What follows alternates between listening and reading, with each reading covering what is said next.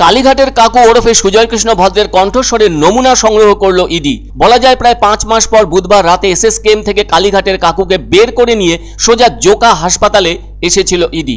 হাসপাতাল সূত্রে যতটুকু জানা গিয়েছে তাতে করে ওনাকে আলাদা ঘরে নিয়ে গিয়ে একই রকম বাক্য বারবার বলানো হয়।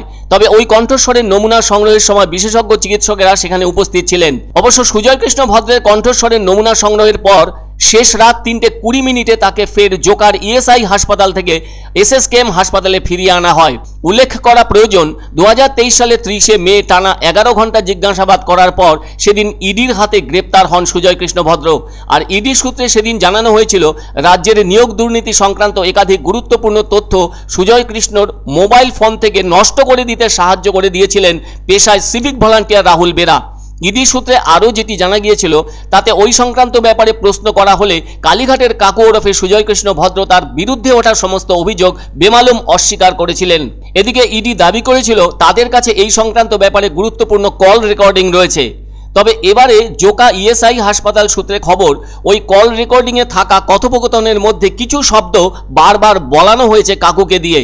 ওই সব বলানো শব্দ অর্থাৎ কণ্ঠস্বরে যতটুকু পাওয়া গেল তার মাধ্যমে ইডির পক্ষে নিশ্চিত হওয়া সম্ভব হবে রাহুলকে ওই সব তথ্য মোছার নির্দেশ যিনি দিয়েছিলেন সেই ব্যক্তিটি সুজয় কৃষ্ণ ভদ্র কিনা। তবে গতরাতে এসএসকেএম থেকে জোকা ইএসআই হাসপাতালে আনা এবং ফের এসএসকেএমে পৌঁছে দেওয়া পর্যন্ত মোতায়েন ছিল কেন্দ্রীয় বাহিনী। এদিকে বুধবার রাতে এসএসকেএম হাসপাতালে যেখানে কাকু চিকিৎসাধীন ছিলেন সেই হৃদরোগ বিভাগের সামনে এসে পৌঁছেছিল ইএসআই হাসপাতালের অ্যাম্বুলেন্স। সেই সাথে ওই সময় ইডির আধিকারিকরাও উপস্থিত হয়েছিলেন এসএসকেএম হাসপাতালে। তখনই অনেকে আন্দাজ করেছিলেন ওই রাতেই হয়তো সুজয় কৃষ্ণ ভদ্রকে এসএসকেএম থেকে বের করে নিয়ে যাওয়া হতে পারে। আর সেই অনুমান সত্য হয়। একটি খয়েরি রঙের চাদর দিয়ে নিজেকে ঢেকে নিয়েছিলেন ওই কালীঘাটের কাকু, তার মুখে মাস্কও ছিল। শেষে ওই রাতে তাকে হুইল চেয়ারের মাধ্যমে অ্যাম্বুলেন্সে তোলা হয়েছিল। সে সময় কাছাকাছি সাংবাদিকরা থাকলেও কিছু প্রশ্ন তার উদ্দেশ্যে করা হলেও কাকু কিন্তু একটি কথাও বলেননি। এদিকে একইভাবে হুইল চেয়ারে করে ইএসআই হাসপাতালে নিয়ে যাওয়া হয় সুজয় কৃষ্ণ ভদ্রকে ওই হাসপাতালের ভেতরে। তবে অনেক দিন ধরে ওই ব্যক্তির কণ্ঠস্বরের নমুনা সংগ্রহ করতে চেয়েছিল ইডি।